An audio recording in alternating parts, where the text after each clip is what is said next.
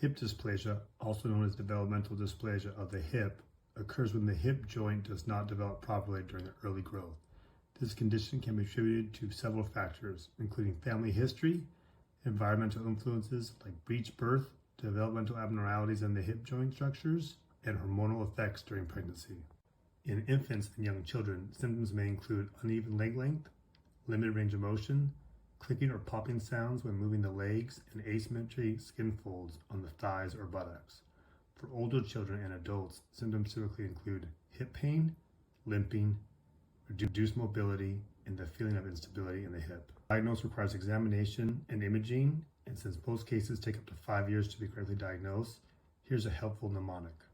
If you have this, stop aggressively stretching the hip as it can cause additional damage. Banded hip flexion, banded hip abduction, banded hip extension, banded fire hydrant.